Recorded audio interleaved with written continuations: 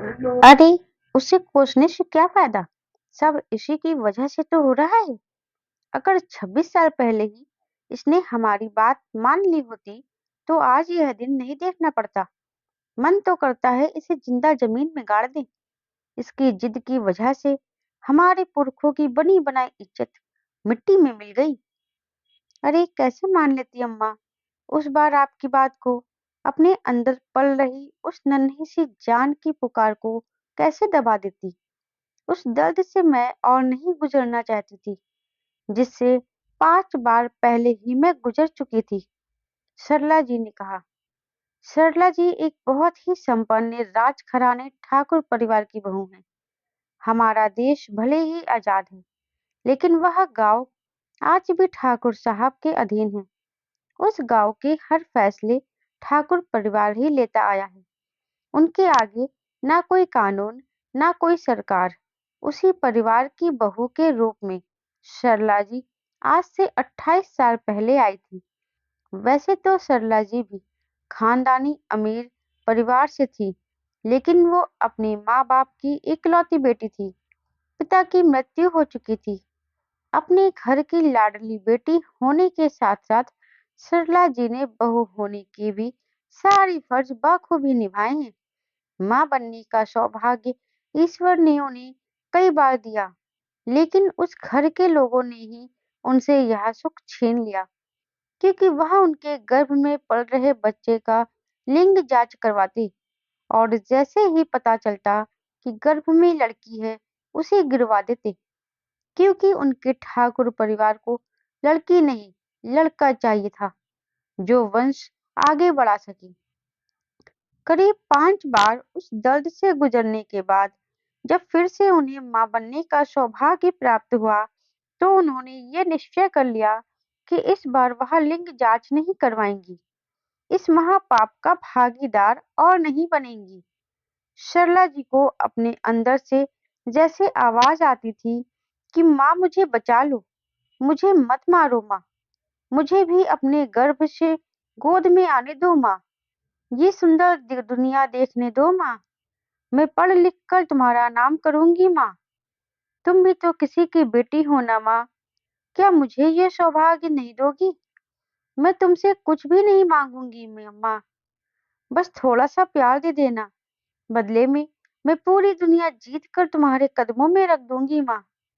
सरला जी अपने अंदर की आवाज को दबा नहीं सकी, लेकिन कहती भी तो किससे? उनके पति देवेंद्र जी भी तो यही सोच रखते थे कि बेटी नहीं, बेटा चाहिए, जो उनका वंश और उनकी परंपरा को आगे बढ़ा सके। और देवेंद्र जी अपनी माँ का विरोध नहीं कर सकते थे, चाहे वो फैसला गलत ही क्यों ना हो। सरला जी पर फिर से लिंग जांच करवाने का फैसला सुनाया गया, लेकिन उन्होंने इस बार बिल्कुल मना कर दिया, जिसके लिए उन्हें बहुत ही प्रताड़नाएं और तकलीफों का सामना करना पड़ा। आए दिन घर में कलह कलेश लड़ाई झगड़ा होता रहता, लेकिन उन्होंने सब कुछ सहन किया और इस बार अपना गर्भपात नहीं करवाया, और इसी तरह समय बीतता रहा। फिर एक दिन एक नन्ही गुड़िया उनकी गोद में आई, अपनी नन्ही नन्ही आंखों से उनको देख रही थी और जैसे कह रही हो, धन्यवाद माँ, मुझे इस दुनिया में लाने के लिए। आपने अपना वादा पूरा किया माँ, अब मेरी बारी है, मैं भी अपना वादा पूरा करूंगी। सरला जी को एहसास था कि बच्ची को जन्म देने में जितनी प्रताड़ना और तकलीफों का सामना करना पड़ा, उससे कहीं ज्यादा उसके पालन पोषण में होगी उन्हें। और हुआ भी वही। उन्हें उस बच्ची के पालन पोषण से लेकर पढ़ाई लिखाई तक बहुत सारी तकलीफों का सामना करना पड़ा। बेटी के जन्म के 3 साल बाद सरला जी को एक बेटा भी हुआ, लेकिन उसके बावजूद उनकी प्रताड़ना कम नहीं हुई, क्योंकि उसने घर वालों की मर्जी के खिलाफ बेटी को जन्म दिया था। लेकिन उन तकलीफों के बावजूद वह बच्ची अब एक आईएएस ऑफिसर बनकर अपनी माँ के सपनों को पूरा कर रही थी। आज वो बेटी घर आ रही थी अपनी माँ से मिलने, और साथ में उसे भी लेकर आ रही थी जिससे वो शादी करना चाहती थी। क्योंकि बिना अपनी माँ के आशीर्वाद के वो कैसे नया जीवन शुरू करती। सरला जी ने बस यही बात आज घर में बता दी, जिसकी वजह से यह हंगामा शुरू हो गया। पिता और दादी को तो हमेशा से ही उससे दिक्कत रही, लेकिन छोटा भाई भी आज उसके खिलाफ था। इसमें उसका दोष नहीं, उसकी परवरिश ही ऐसी थी कि जिसका परिणाम यही होना था। आज वो अपनी माँ पर भी हाथ उठाने में शर्म नहीं महसूस कर रहा था। सरला जी के पति देवेंद्र जी आज गुस्से में उन्हें मार ही डालना चाहते थे। सरला जी को अपनी बात कहता देख आज देवेंद्र जी गुस्से से कांप उठे और बोले, तुम्हारी इतनी हिम्मत बढ़ गई कि तुम माँ को जवाब दो। तुम्हारी बेटी ने उस नीच जाति से विवाह करने की बात कहकर हमें समाज में कहीं मुंह दिखाने लायक नहीं छोड़ा। तुम हो कौन हमें ज्ञान देने वाली? उसके बालों को कठोरता से पकड़ते हुए कहा तो पीछे से आवाज आई, मर्दानी है वो। उस रौबैली आवाज से पूरे घर में सन्नाटा छा गया, जो दरवाजे के बाहर से आ रही थी। दरवाजे से अंदर आती उस महिला अफसर को देख एक बार सबके रोंगटे खड़े हो गए। प्रणाम माँ।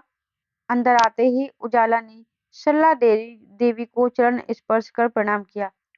ये वही नन्ही बच्ची है जिसके लिए सरला जी ने इतने कष्ट उठाए और जिसका नाम उन्होंने उजाला इसलिए रखा कि वो सारे संसार में अपना प्रकाश फैला सके। और आज वो नाम सार्थक होता दिख रहा था।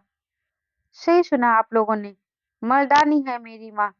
जो इस घर के पुरुष नहीं कर पाए वो मेरी माँ ने कर दिखाया। समाज के उन दोहरी मानसिकता वाले लोगों को एक कड़ा जवाब दिया।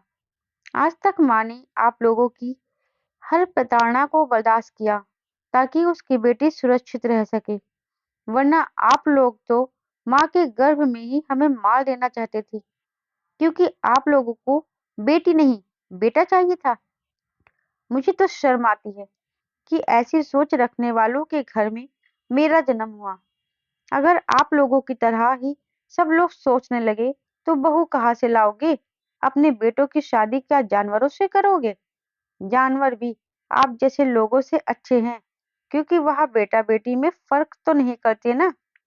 सरला की बेटी को इस तरह से सबके सामने बोलते देख जबान संभाल कर बोल, नहीं तो मुझसे बुरा कोई नहीं होगा।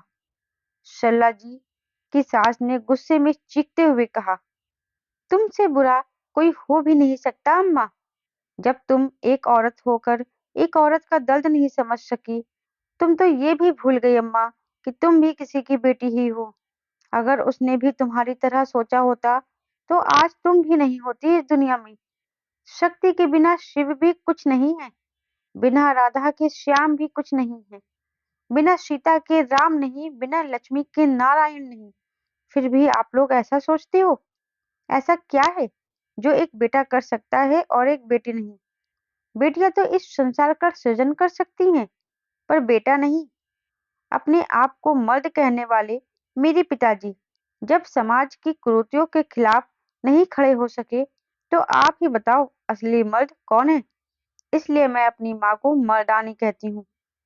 पूरी दुनिया से लड़कर जिसने मुझे जन्म दिया, मेरी देखभाल और सुरक्षा की वही मर्दानी।